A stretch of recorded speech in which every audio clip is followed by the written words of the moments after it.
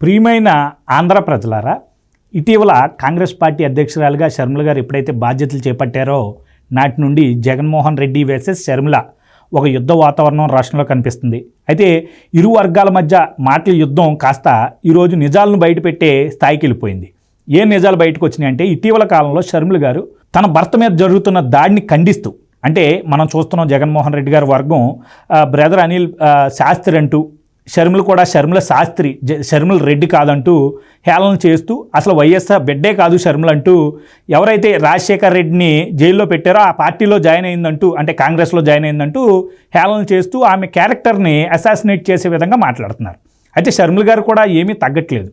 నేను చాలా ఏళ్లుగా ఈరోజు రాజకీయాల్లో ఉన్నాను. ఏ రోజు మా నాన్న అధికారంలో ఉన్నప్పుడు నేను పదవి అడగలేదు. మా నాన్న అడిగితే నాకు పదవి ఇవ్వడా? అదేవిధంగా నీ కోసం నేను పనిచేశాను. నా భర్త కూడా నీకు బెయిల్ రావడం కోసం, నీకు గుర్తులేదా? ఆ రోజు భారతి, నా భర్త అనిల్ ఇద్దరు కలిసి వెళ్ళి నీకు బెయిల్ తీసుకురావడం కోసం సోనియా గాంధీ దగ్గరికి వెళ్ళి సాగిలి పడ్డారు. అలా నీకు బెయిల్ వచ్చింది. మర్చిపోయావా అన్నయ్య అంటూ చిలక పలుకులు పలుకుతూ ఈరోజు నిజాలను షర్మిల గారు బయట పెట్టేస్తున్నారు. సో ఇక్కడ మనం చూడాల్సిన ముఖ్యమైన విషయం ఏంటంటే, గతంలో జగన్మోహన్ రెడ్డి గారు నేను వీరుణ్ణి, ధీరుణ్ణి, సూర్యుణ్ణి, కాంగ్రెస్ పార్టీని ఎదిరించేశాను, సోనియాని ఎదిరించేశానని చెప్పి ఎలా అయితే రాజకీయం చేశాడో అవన్నీ అవాస్తవాలు. ఏంటంటే, జగన్మోహన్ రెడ్డి గారు జైల్లో ఉన్నారు, మనందరికీ తెలిసిందే. ఆ జైల్లో ఉన్న సమయంలో కూడా జగన్మోహన్ రెడ్డి గారు కాంగ్రెస్ పార్టీ బలపరిచినటువంటి రాష్ట్రపతి ప్రణబ్ ముఖర్జీ గారిని ప్రపోజ్ చేస్తూ వెళ్ళి ఓటేసి వచ్చాడు. జైల్లో నుండి కూడా వెళ్ళి కాంగ్రెస్ పార్టీ అభ్యర్థికి ఓటేసి వచ్చాడు. అక్కడ చాలా స్పష్టంగా కనిపించింది. అదేవిధంగా ఇక్కడ ఏమని చెప్తున్నారో, రాజశేఖర్ రెడ్డి మీద కేసులు పెట్టిన పార్టీ ఆ కాంగ్రెస్. ఒక్కసారి ఆలోచించిన ప్రజలారా, గతంలో ఉండవల్లి అరుణ్ కుమార్ గారు ఒక ఛానల్కి ఇచ్చిన ఇంటర్వ్యూలో ఆయన చాలా స్పష్టంగా ఒక మాట చెప్పాడు. ఏంటంటే, ఈ యొక్క ఎఫ్ఐఆర్లో రాజశేఖర్ రెడ్డి గారి పేరు లేదు.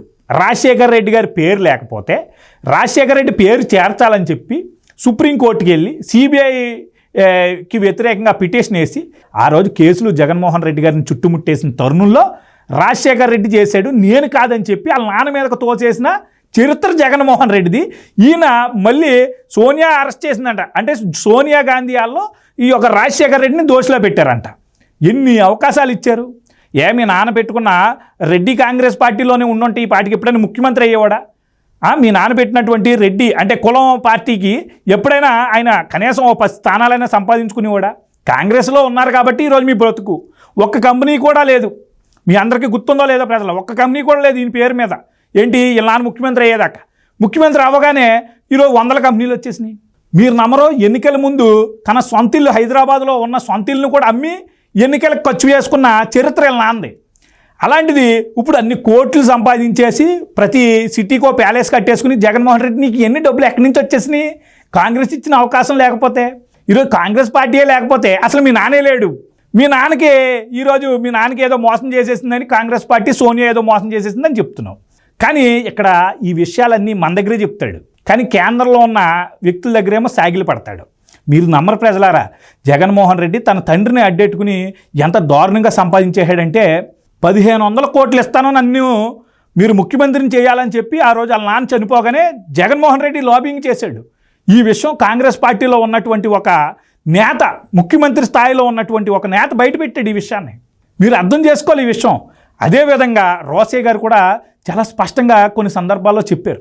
వైఎస్ రాజశేఖర్ రెడ్డి ఈ యొక్క జగన్మోహన్ రెడ్డిని బెంగళూరులో నేను ఉండు, ఇక్కడికి వస్తే నీ తాట తీస్తాను, ఊరుకునే ప్రసక్తే లేదని చెప్పి హెచ్చరిస్తే, ఈ యొక్క విజయమ్మ గారు, ద గ్రేట్ విజయమ్మ గారు బైబిల్ పట్టుకుని నా బిడ్డ అనాథ అయిపోయాడు, నా బిడ్డ అసలు అమాయకుడు అని ఏదైతే తిరిగారో, ఈవిడి ఆ రోజు ఏడిసేసి కన్నీళ్ళు పెట్టంట. అప్పుడు జగన్మోహన్ రెడ్డిని రప్పించిందంట. సో ఇక్కడ జగన్మోహన్ రెడ్డిని వైఎస్ రాజశేఖర రెడ్డి ఎందుకు బయట పెట్టాడంటే మీరే అర్థం చేసుకోవాలి ప్రజలారా. ఇక్కడ ఉంటూ ఆయన ఎలాంటి అవినీతి కార్యకలాపాలు సాగిస్తున్నాడనే దాన్ని రాజశేఖర రెడ్డి గ్రహించాడు. రాజశేఖర రెడ్డి కింద నుంచి వచ్చిన నాయకుడు, ఆయనకి తెలుసు ఎవరిని ఎలా గౌరవించాలి, ఎవరిని మనం మర్యాద పూర్వకంగా చూసుకోవాలి, ఇవన్నీ ఆయనకి తెలుసు. కానీ ఇక్కడ జగన్మోహన్ రెడ్డి గారు ముందు నుండి ఈ యొక్క కోణం డిఫరెంట్ కదా. ఇతను చాలా యారోగెంట్ పర్సన్, ఇష్టారీతిగా వ్యవహరించే శైలి. సో ఒక సందర్భంలో చేయి చేసుకున్నాడని కూడా రోసే గారు బయట పెట్టారు. ఎన్ని మనం డాట్స్ కలుపుకుని చూసుకుంటూ ఉంటే ప్రజలారా, మనకే ఒక స్పష్టమైన సమాచారం అంది. ఆ రోజు వాళ్ళ నాన్నగారు చనిపోయారు, సోనియా గాంధీ చంపేసిందని చెప్పాడు. అసలు సోనియా గాంధీ అది చంపాల్సిన అవసరం ఏంటి? వీళ్ళ నాన్న చచ్చిపోతే సోనియా గాంధీ ఏదైనా ప్రధానం అవుద్దా? ఒకసారి ఆలోచించండి. అసలు వీళ్ళ నాన్న చంపుకోవడం ద్వారా సోనియా గాంధీకి వచ్చే బెనిఫిట్ ఏంటి? సో వీళ్ళ నాన్న చచ్చిపోతే ఎవరికి వస్తుంది బెనిఫిట్? ఒకసారి ఆలోచించండి. ఆ రోజు రిలయన్స్ సంస్థలను తగలబెట్టేసి అక్కడ ఉన్నటువంటి కొన్ని షాపుల్ని పగలగొట్టేసే విధంగా ఎమోషనల్ రెచ్చగొట్టి వాళ్ళ నాన్న చావును కూడా తిన అవకాశవాదానికి వాడేసుకున్నాడు. ఈ విషయం చాలామంది ఆ రోజు చెప్పినా ఎవరికి ఎక్కలే. ఎందుకంటే కొన్ని సందర్భాల్లో మనం ఎమోషనల్గా వెళ్తాం, వాస్తవాలని మనం పట్టించుకోం. కానీ ఈరోజు వాస్తవాలు బయటకు వస్తున్నాయి. ఆ రోజు వాళ్ళ నాన్న విషయంలో ఎలా జరిగింది, ఈరోజు బాబాయ్ విషయంలో కూడా చంపేసి బయటకు వచ్చి ప్రెస్ మీట్ పెట్టి ఎంత నటించాడు మన అందరూ చూసారు. లోకేష్ చంద్రబాబు చంపేశాడని చెప్పాడు. మీరందరూ ఆలోచించాలి ప్రజలారా. అంటే ఇంత దారుణంగా వ్యవహరిస్తూ జగన్మోహన్ రెడ్డి మళ్ళీ వేరే కోణంలో మాట్లాడతాడు. గతంలో బీజేపీ పార్టీని మతతత్వ పార్టీ, దానికి అసలు మద్దతే ఇవ్వను అసలు ఎట్టి పరిస్థితులు అని చెప్పాడు. ఇప్పుడు కాంగ్రెస్ డట్టి పార్టీ అంట, బీజేపీ సిద్ధాంతాలంట ఒక అద్భుతం అంట. ఇప్పుడు చెప్తున్నాడు. మొన్న ఇటీవల కాలంలో ఇంటర్వ్యూలో ఆయన ఈ మాటే చెప్పాడు. అంటే చూడండి, ఏ పార్టీ అయితే కేంద్రంలో అధికారంలో ఉంటుందో ఆ పార్టీకి జగన్మోహన్ రెడ్డి గారు పూర్తి స్థాయిలో మద్దతు ఇస్తున్నాడు. ఎందుకు ఇస్తున్నాడో, ఈరోజు తన స్వప్రయోజనాల కోసం, తన కేసులు, తన మీద ఉన్నటువంటి ఏదైతే ఆరోపణలు, తన చేసినటువంటి దోపిడీ, ఇవన్నీ ఎప్పుడైతే ఈ యొక్క కేంద్రం నుంచి సపోర్ట్ తగ్గుద్దో ఆటోమేటిక్ ఇతను జైలుకి వెళ్ళిపోతాడు. మీరందరూ చూడండి, ఇప్పుడు కాంగ్రెస్లో అధికారంలో ఉన్నప్పుడు జైల్లో నుండి సపోర్ట్ చేశాడు, ఈ యొక్క బయట నుండి సపోర్ట్ చేశాడు, సాగిలి పడ్డాడు, కాళ్ళు అట్టుకున్నాడు, కాలు బేరానికి వెళ్ళాడు. ఇటలీ అహంకారానికి, కడప పౌరుషానికి మధ్య యుద్ధం అంటూ ఎంపీ కూడా అయిపోయాడు. సో మనందరం చూసాం. సో ఇలా కాంగ్రెస్ అధికారంలో ఉన్నప్పుడు మనకేమో నేనేదో పోరాడుతున్నానని చెప్పి పై స్థాయిలో మాత్రం ఏం చేయాలో అన్నీ చేశాడు. ఏకంగా రోసే గారు ముఖ్యమంత్రి అయితే ఆయన దిగిపోయేదాకా నిద్రలేదు మనోడు. ఏదోలా దించేయాలని చెప్పి విశ్వ ప్రయత్నాలు చేశాడు. సో అదొకసారి పక్కన పెడితే ఇప్పుడు కూడా మీరు అందరూ అబ్జర్వ్ చేయండి. 2014 తర్వాత రాష్ట్రపతి ఎన్నికల్లో రామ్నాథ్ కోవింద్ గారిని ప్రపోజ్ చేస్తే కేంద్ర ప్రభుత్వం, ఈయనే ఫస్ట్ వెళ్ళి కాళ్ళ మీద పడ్డాడు. బీజేపీ సిద్ధాంతాలు అప్పుడు నచ్చవని చెప్పాడులే అని చెప్పినోడు వెళ్ళి కాళ్ళ మీద పడ్డాడు. అంత అవసరం ఏంటి నీకు? అంత దిగజారాల్సిన అవసరం ఏంటి? ఇప్పుడు ముర్ము గారు ఎవరైతే రాష్ట్రపతి గారు ఉన్నారో ఆవిడ కూడా ప్రపోజ్ చేసినప్పుడు వెంటనే వెళ్ళి ఫస్ట్ సాల్వా కప్పినోడు విజయసాయిరెడ్డి, వైసీపీ వాళ్ళు. అంటే కేంద్రంలో ఎవరైతే అధికారం చేపడతారో వాళ్ళ కాళ్ళకి సాగిలు పడడం ఈరోజు జగన్మోహన్ రెడ్డికి అలవాటైపోయింది. ఈరోజు ఆయన సాగిలు పడటం కాదు, ఈరోజు రాష్ట్ర ప్రయోజనాలని, రాష్ట్రానికి జరుగుతున్నటువంటి అన్యాయానికి కారణం, బాధ్యుడు ఈరోజు జగన్మోహన్ రెడ్డే. ఈరోజు ఇంకెవరు చెప్పండి? ఈరోజు తన ప్రయోజనాల కోసం ఈరోజు అక్కడ సాగిలి పడుతున్నాడు. కేంద్రంలో అధికారంలో బీజేపీకి సాగిలి పడ్డాడు, గతంలో కాంగ్రెస్కి సాగిలి పడ్డాడు. కానీ ఇక్కడ మన రాష్ట్రానికి ఏం తీసుకొచ్చాడు ఇప్పుడు దాకా చెప్పండి? తను బాగానే ఉంటున్నాడు, అవినీతి చేసుకుంటున్నాడు, కోట్లు తింటున్నాడు. ఆ కోట్లు తిన్న డబ్బుని కొంత కేంద్రంలో ఉన్న పెద్దలకు పాడేస్తున్నాడు, అందులో అమ్ముడిపోయే వాళ్ళు ఉంటారు కదా, వాళ్ళకి పాడేస్తున్నాడు, హ్యాపీగా బయట తిరిగేస్తున్నాడు.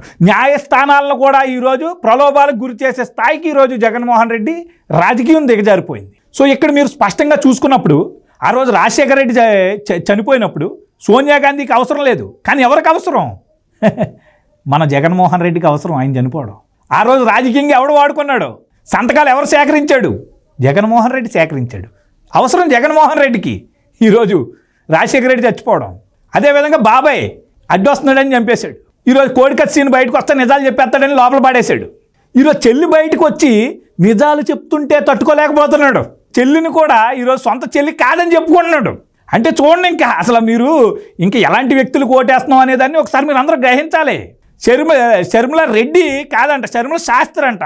అంటే ఏ రకమైనటువంటి రాజకీయాలు చేస్తున్నాడో ఒకసారి మనందరం అబ్జర్వ్ చేయాలి ప్రజలారా. గతంలో దళితుల్లో మేనవాళ్ళు అన్నాడు, మరి ఇప్పుడు నువ్వు రెడ్డిలకు ఒక్కరికే ప్రతినిధివా? నువ్వు ఈరోజు ఒక్క రెడ్డిలకే ఈరోజు పదవులని ఇస్తున్నావు. ఈరోజు నీ చెల్లి రెడ్డి కాదని చెప్తున్నావు. ఏంటి? దేనికి సంకేతం ఇవన్నీ? ఇక్కడ మీరు అందరూ గుర్తుపెట్టుకోవాల్సింది ఏంటంటే, జగన్మోహన్ రెడ్డి రాజకీయాల్లో ఈ కుల మత ఎమోషన్లు రెచ్చగొట్టి మీతో ఆటలు ఆడుకోవడం ఆయనకు అలవాటైపోయింది. మీలాంటి వాళ్ళు ఉండబట్టే ఈరోజు ఇలాంటి క్రూరులు రాష్ట్రాన్ని ఏలుతున్నారు. మీరందరూ అర్థం చేసుకోకపోతే రాబోయే రోజుల్లో తీవ్రమైన పరిణామాలు ఉంటాయి ఇలాంటి వ్యక్తుల చేతుల్లో. సో రాబోయే ఎన్నికల్లో రాష్ట్ర ప్రయోజనాలను కాపాడుకునే వ్యక్తులకు ఓటేస్తారా? రాష్ట్రాన్ని అభివృద్ధి చేసే నాయకులకు ఓటేస్తారా? లేదు మేము ఇలాంటి ఎంజాయ్ చేస్తాం, మనుషులు చచ్చిపోతుంటే మాకు చాలా ఆనందంగా ఉంది, యానిమల్ సినిమా చూసి మేము బాగా ఎంజాయ్ చేసాం, అలా చంపుతుంటే జగన్మోహన్ రెడ్డి మేమందరం సునకానందం పొందుతాం అని మీరు ఆ మెంటాలిటీతో ఉంటే మీ ఇష్టం. రేపు వలసవాదం పెరిగింది, మనం చూస్తున్నాం. ఈరోజు రాష్ట్రంలో వ్యాపారం లేదు, ఈరోజు తెలుగువాడు అంటే ఒక గౌరవం లేదు, ఆంధ్రవాడు అంటే అసలు లేదు. ఇవన్నీ మీరు దృష్టిలో పెట్టుకుని కనుక వ్యవహరించకపోతే రాబోయే రోజుల్లో మనందరం నష్టపోతాం. ఏదేమైనటికీ జగన్మోహన్ రెడ్డి గారి అవకాశవాద రాజకీయాలకి తెరపడే రోజులు దగ్గరలోనే ఉన్నట్టుగా కనిపిస్తున్నాయి. షర్మిల గారి ఈ యొక్క దుందుడుకు స్వభావం ఈరోజు చాలా వాస్తవాలను ప్రజలకు చేరవేస్తుంది. ఏదేమైనప్పటికీ మనందరం అప్రిషియేట్ చేసి తీరాలి. ఎందుకంటే ఈరోజు షర్మిల గారు చెప్తున్న నిజాలైనప్పటికీ ఆమెని అపోజ్ చేస్తున్నారు కొంతమంది. బట్ కాలక్రమేణా ఈ వాస్తవాలు ప్రజల్లోకి వెళ్తాయి. ఆ వాస్తవాలు ప్రజలు తెలుసుకుంటారు. ప్రజలు తెలుసుకున్నాడు జగన్మోహన్ రెడ్డి లాంటి వ్యక్తులకు సరైన బుద్ధి చెప్తారు. ఇవన్నీ మీరు గుర్తుపెట్టుకోవాలి. షర్మిలను మాత్రం ఏ మాట అన్నా అది జగన్మోహన్ రెడ్డి గారి తప్పు చేసినట్టే. ఎందుకంటే షర్మిల పాపం నీ కోసం నువ్వు జైల్లో ఉన్నప్పుడు మా అన్న స్టార్డమ్ తగ్గకూడదని చెప్పి అన్న వదిలిన బాణానని చెప్పుకుంది. రాజశేఖర రెడ్డి కూతురని చెప్పుకోలేదు. సో నీ కోసం పనిచేసినటువంటి చెల్లిని అంత ఆస్తితో దూరం పాడేసావు. ఇప్పుడు కాంగ్రెస్ పార్టీ అధ్యక్షురాలుగా చిన్నగా ప్రశ్నిస్తేనే తట్టుకోలేకపోతున్నావు. ఏం అభివృద్ధి చేసావు అంటే ఆడెవడో వెళ్ళి ఆ కృష్ణానది ఒడ్డున కూర్చుని అదేదో గోడ కట్టడం ఇదిగో అభివృద్ధి అంటున్నాడేటాడు.